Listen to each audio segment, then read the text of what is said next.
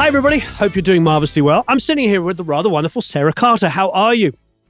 I'm very well, thank you. For those watching that don't know about your journey, give us a little bit of insight, how you got to where you are now, where you're mixing independently, you're sitting in your own, presumably, studio in your house, and you're working remotely. I definitely want to know a little bit more about the BBC stuff. The BBC is, for those that don't know, obviously people in the UK will know this, is a massive training ground for engineers and producers. So many talented people came through from the BBC. Yeah, that's true. And I felt so lucky to be able to actually experience that. It wasn't easy to get into the BBC, and it was something I did kind of quite late on in my career, because I started out just with a home studio.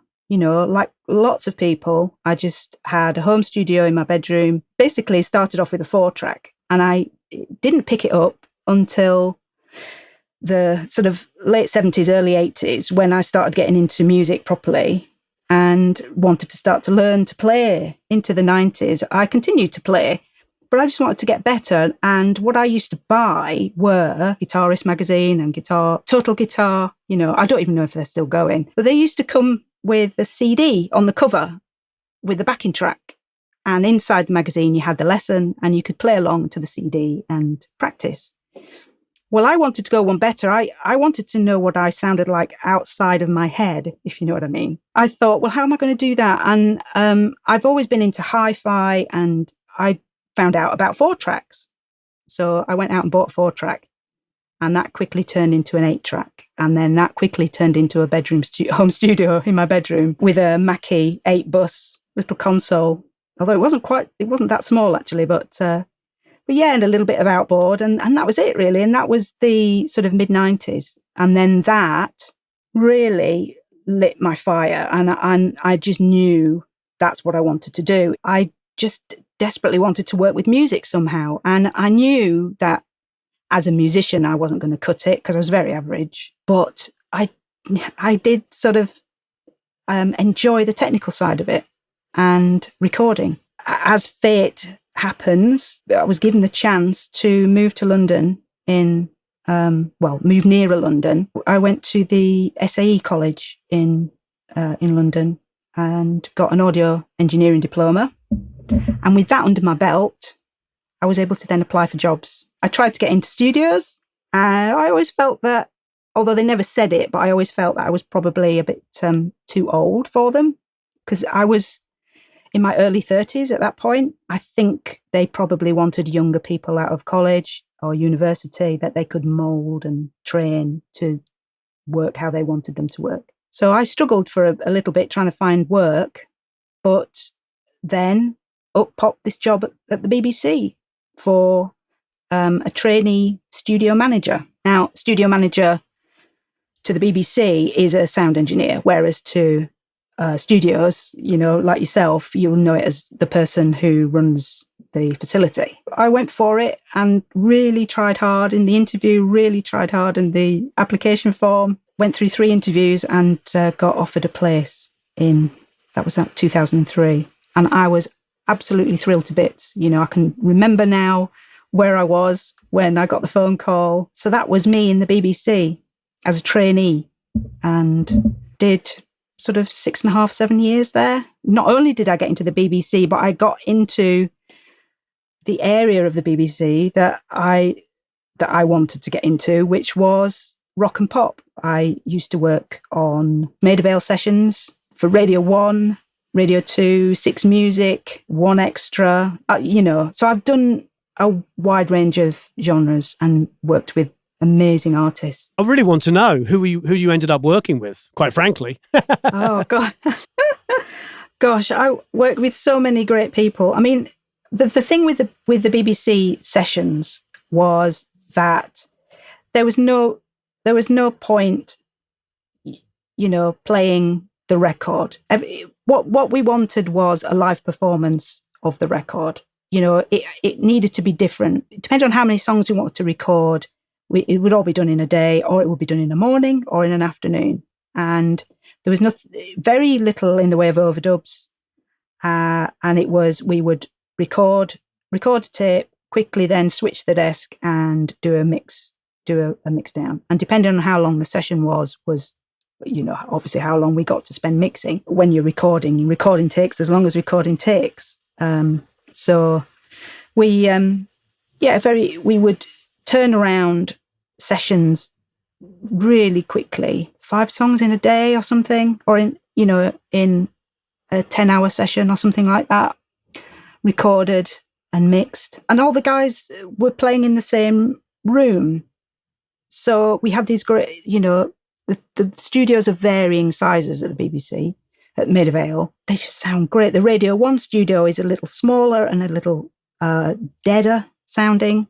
The Radio 2 studio is much larger and liver sounding. It was what it was. It was a really unique performances, which is all part of the whole BBC Sessions thing. But yeah, I got to work with some great artists. I worked with Adele at the very kind of beginning of her career. She came in and did a live session in Maid of Vale with an audience, which is something the BBC do often. She came in, we rehearsed, set up PA and monitors, rehearsed, 6-7 songs with her, and that was amazing. About the time when she had Chasing Pavements was in the charts, I think. So it was very early on in her career, yet you could just tell working with her that she was going to be special, because not only did she have a fantastic singing voice, but just the way she knew her mind, she knew how she wanted her music to sound. She was very professional at such a young age. That was a real eye-opener working with her. She was great, really great. I've worked with Rod Stewart at Abbey Road. That was one of the memorable ones as well. Not so much for working with him, although, again, iconic and true professional and amazing music, but also for me working in Abbey Road. That was just fantastic. That was a great day. And we were in Studio One with Rod, and then we got to take a peek inside Studio 2 to see where the Beatles did their thing. But that's such a atmosphere in the place. I love going back there. It's great. I don't get to go back that often, but it's certainly one to visit if you ever get the chance. And who else have I worked with? I worked with Crowded House, worked with Aha. Oh, amazing. With Crowded House. Duran. Yeah, Duran. All my sort of idols from the 80s really all came through. I was fortunate enough as well to do some John Peel sessions before he died. So it was nice to do. I did 2 or 3 of those, I think, with him. He used to pick some very sort of eclectic. Eclectic, that's the word. Yes, eclectic bands. So yeah, but they were always great fun, and usually with an audience as well. I think a little audience, which was nice. Well, he was the biggest fan, unfortunately, of who recently died. He was the biggest fan of Marky Smith and The Fall, and I remember The Fall would be on all the time.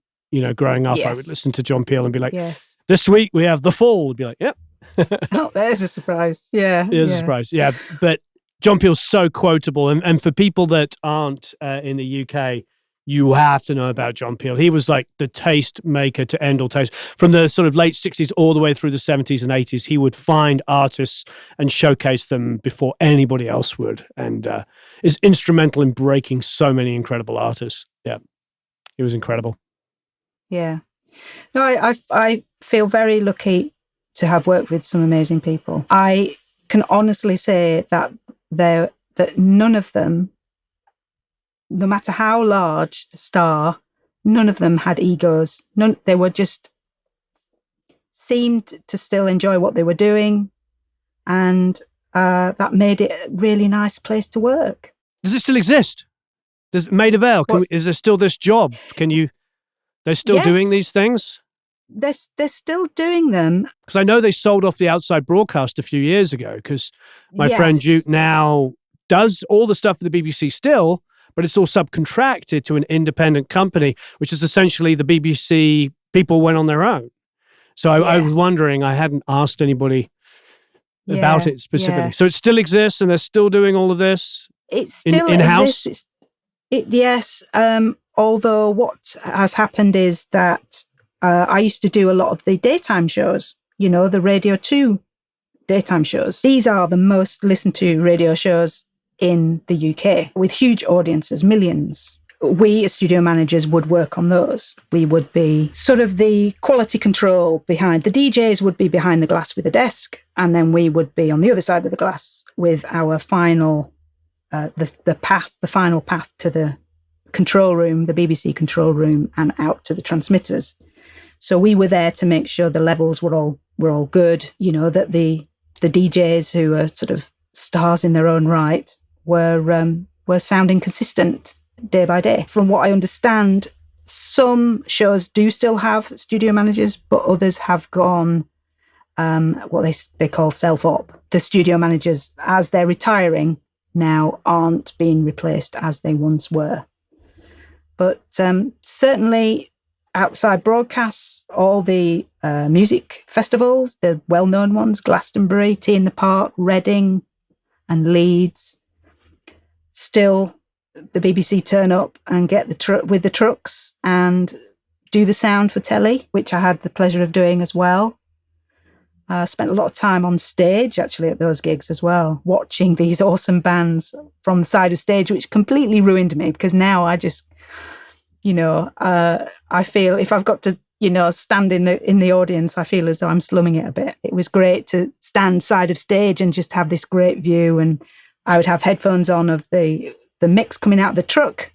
So I had a, glorious mix and a glorious view. So I felt I was very spoiled. Julian may have been in one of those trucks. Like I said, he goes by... Been. He has different nicknames. It's Julian Butcher, but he also goes by Spew and Jute. Yeah, it doesn't ring a bell with me.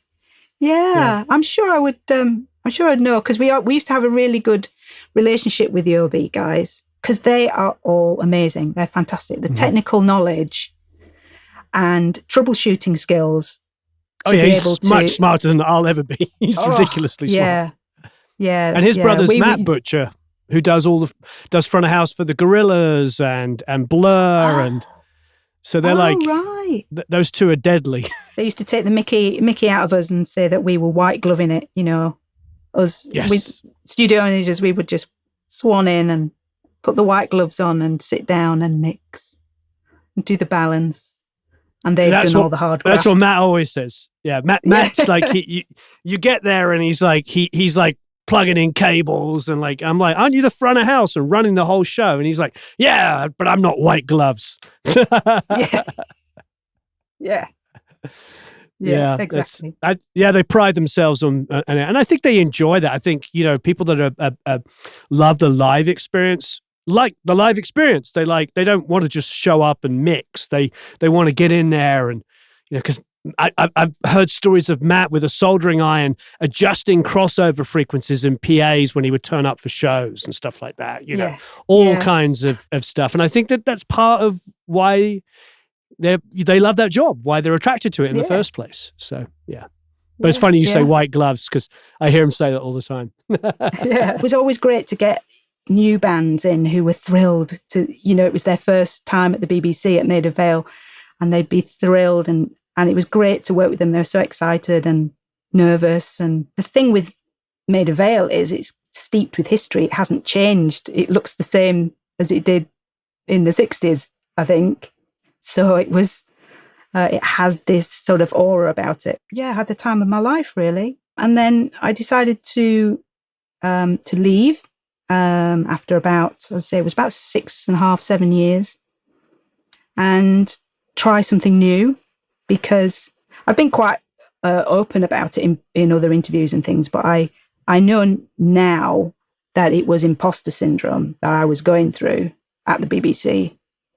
And I felt as though I needed to step back and step out and get some perspective again. We've all done those and all had those feelings. I've talked about this before, just to clarify if people don't understand what you're talking about, because a couple of things. My personal experiences, I had a #1 record with the phrase album, and I remember still not thinking when people said, what do you do? I'm like, I'm a recording engineer.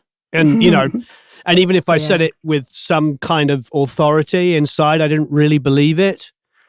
Yeah. You know, and I remember Brian Colstrom telling me the same thing when he did Dirt, Alice in Chains. And, you know, he sweated blood for that record and it was a massively successful album. And he said, it took him years to be like, oh yeah, I do this for a living. So it's very difficult, especially if you come up and you grow up quite humbly. And then one minute you're in a room with some incredibly talented people and you feel like your job is just to not mess it up. And that is a big part of what we do, is like not mess it up and just capture it. So it can feel a little bit overwhelming because you feel like, oh, is that all it is? Well, it's a big responsibility to not mess it up. Yes. Yeah. Yeah. It's also interacting with people. It's making people feel at ease and to get the best out of them. You know, I was told that I was good at that. I had that sort of skill where I could put people at ease, and I always seemed very relaxed and laid back, and that's true. I looked like that on the outside, but on the inside, I was, you know, like jittery, and but on the outside, it was no problem. Well, let's do that. Yeah, that sounds great. I just felt that at some point I was going to get found out for being a fraud or something. You know, that is typical imposter syndrome. And I just thought someone's going to find out that I really don't know what I'm talking about. I just then decided I need to do something different and take a step back. One of the first interviews I ever did was with Jack Douglas. He's an old friend of mine and he's arguably one of the most successful producers that ever lived. And he said to me, why do you call your channel Produce Like a Pro? I was like, I don't know. I didn't want to make it about me. I don't want my name in it. I want to make it about want it to be a community. And he's like, okay, but professionals and experts, I don't like them. He goes, they're always the ones that are telling me I'm doing it wrong. And I think what you experienced and what so many people watching experienced is what actually makes you good at your job. Perhaps, yeah. I'm probably doing it now. I don't take praise very, very easily, and I find it difficult to, you know, talk about what I've done without it thinking, oh gosh, it sounds like I'm bragging. So it's you know, it must be a personality thing as well. What you're talking about is an asset when you're in a room with artists. It's an asset not to be all-knowing and all-seeing. And producers that I know that I would consider to be successful, not just from monetary reasons, but sonically, making records I love, guys like Jack and stuff like that, when they're in the room and you're working with them, they make everybody feel comfortable and everybody has an opinion and everybody feels like they're of value. And that's a massive, massive asset to have. So, yeah. But I completely relate. So you go back, you get this job in a brewery, and then what brings you back to music? I just couldn't shake it, you know. It was so deep ingrained in me. I grew up in a musical household. You know, my mum was a singer in a jazz trio in the late 50s and 60s. So we always had gear around the house, like her microphone. I was fascinated by her microphone and her equipment that was just kind of in the spare room kind of thing. I grew up in a pub, so we always had the jukebox on. It was on constantly, apart from very early mornings, of course. But, you know, as soon as the pub opened at lunchtime, the jukebox was on. Mum loved the jukebox and kept it full of all the latest and greatest. It was just this constant soundtrack running underneath my life of music of the time. And it's just deeply ingrained. So whilst it was fun and interesting for a while to try something new, it was still there. And I really desperately wanted to enjoy music again. And it got to a point where I actually thought, I thought, this is it. I need some help to get over this regret or whatever it was that I felt about leaving the BBC, so that I could listen to music again. And I went to a friend of mine who is a hypnotherapist and had some hypnotherapy to tackle this issue. And I was skeptical at first. You know, I thought, well, it's worth a try. But it was amazing. After about a month, out of nowhere, something I hadn't thought of in years was, I'd love to mix this because I'd love to do such and such with the kick drum. And I had that came from nowhere, so that was it then. It had been sort of refired inside me, and went out and bought an iMac. And I think I started with Studio One because Pro Tools was a little bit intimidating and expensive for a beginner. Once I started, it was a bit of a shaky start because it had been a little while, and I was kind of, wondering whether I could still do it. I'd started to look at online training, and that's I think it's about 2017 maybe when I found Produce Like a Pro. I remember you coming in. I really loved it. I loved the community. And Warren, I have to say thank you to you, because it was things like the Feedback Friday with, I'd sent in a few of my mixers and you'd given me some excellent feedback. That really made me think, oh gosh, perhaps I can do this again, And so coupled with your comments and with comments from other guys in the academy, I got my mojo back, basically. I got the confidence and thought, well, yeah, I can. What had happened for me was I was transitioning from working on large consoles and outboard gear to all of a sudden working in a computer. And whilst we had computer digital audio workstations at the BBC, it was very much for editing 2 tracks, a stereo track, to create a CD to send to the producer to play out on air. What I needed help with was that transition from analog to digital, basically. So I'd got ideas and methods and way of working, and I was kind of looking for the easiest solution to do the same thing in a computer or on a computer. And so finding your channel was a great help in that, being able to, learn about all the multitude of plugins that there are out there, and, learn that they are similar but different to the real thing. And and I love it. I love it now. I have to stop myself buying new plugins every day because it's, how many EQ plugins do you need, for goodness sake? Do you have any personal favorites of anything that's jumping out to you at the moment? I like the FabFilter stuff. So I use the Pro Q3. That's my kind of go-to EQ for corrective EQ. I'm intrigued by this new sort of, although they're not that new, but this rash of AI plugins coming out, all these intelligent EQs. Soothe is the one that I'm most impressed with, and I've been led there by many smart people. So I'm not really a pioneer by saying that. I mean, they're on the second version already before I got into them, but some of the people that are recommending them are some of the best engineers in the world. Golfoss have a really great plugin that works on that area. I feel like the more I do this, I realized I can use dynamic EQs on multi-bands and these intelligent AI plugins to do some of the things that I would normally get a little bit more creative with on EQ.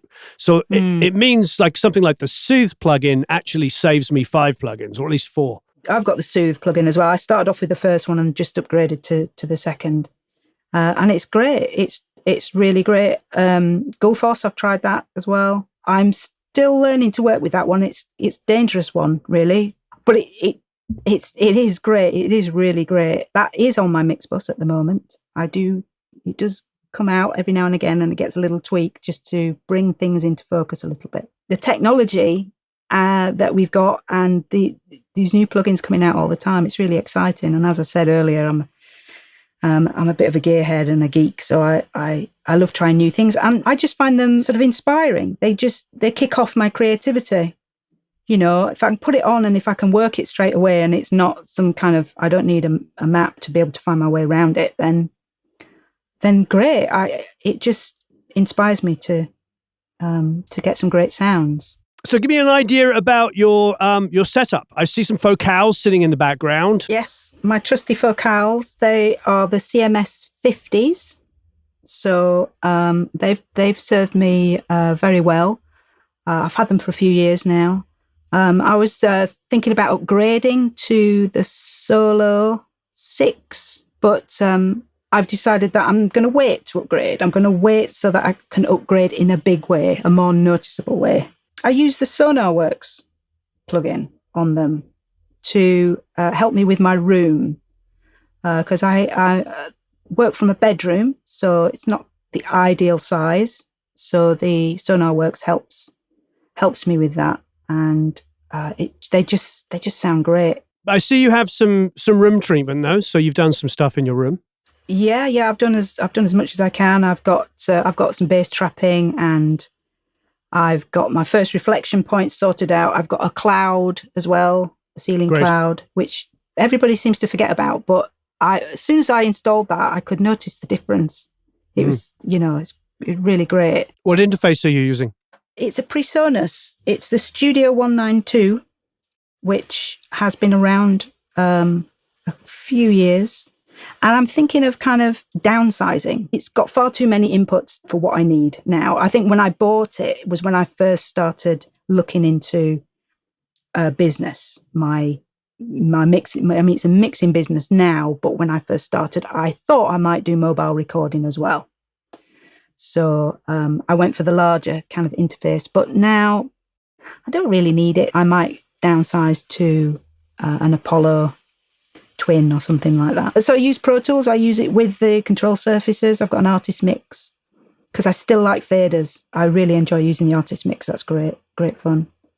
And and then I've got dotted around lots of sort of single speakers to check the mix on, some PC speakers. I've got a mono powered speaker that's got no low end to it at all, so I can check my mids, check they're okay. Headphones? Do you check on headphones as well? You have a pair you prefer? For a long time, I had some of the Sennheiser HD650s, but recently upgraded to Focal because that seems to be my taste. That I had the monitors, and so I went with the headphones and got their nice Clear Pros, which are quite expensive, and it was a serious upgrade for me, but they're great. They're really great. And I have some DT 770s as well, closed. So I've got a set of open back and a set of closed back hands.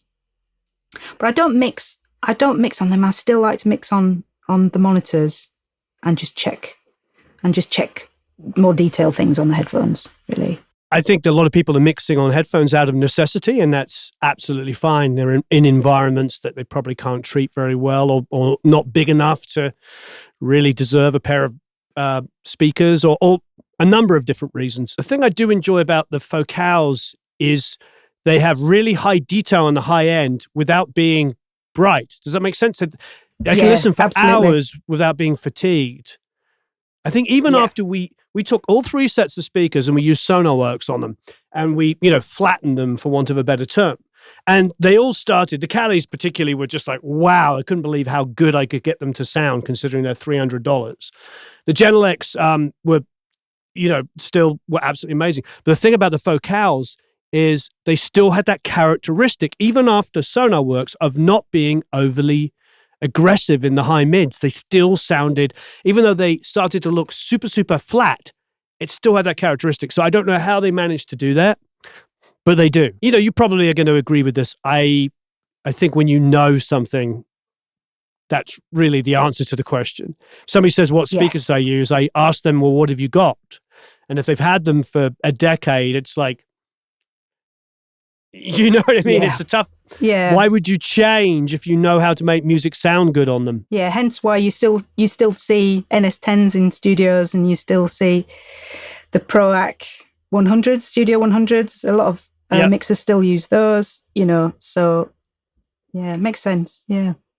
So going to the BBC, that's an interesting discussion. So you were working on a 9000J. What speakers did they have there? Rather large PMCs. Yeah, the PMCs were very special and impressed the bands when you got those going. Well, fantastic. This has been a lot of fun. I really, really appreciate it. Thank you. Thanks, Warren. Thanks for asking. As I said before, I owe you a lot, really, because I don't think I would be where I am now if it wasn't for the Academy and your YouTube channel. I would have got here, but perhaps not as quickly had it not been for the channel. You are very, very kind. Thank you. I think you are an amazing example of somebody that just overcomes fear and doubt, and you've persevered, and you've created a great career for yourself. So many of us go through exactly the feelings that you've gone through of doubt and imposter syndrome, as you put it, is a very important way of putting it, because we lose so many people either by them getting out, or, drugs and alcohol and stuff like that. I've seen that happen to so many of my friends because of exactly what you're explaining. So thank you ever so much for sharing that with us. I really appreciate it. That's fine, no problem. And you do have a channel, and there will be a link. You have some tuition videos here I want everybody to check out, talking about some of the basics. Really, if there's so many of us coming back into this industry, so many people I know that were musicians, or are musicians, I should say, and recordists and hobbyists and all of those great things. They get married, they have children, they start businesses, they get other jobs, and then they wake up one day and they want to come back to it. And you are a shining beacon for people on that. So please check out all the links below. Thank you, Sarah. I really appreciate it. Thank you. Have a marvelous time recording and mixing. Please leave a bunch of comments and questions below, and we'll see you all again very soon.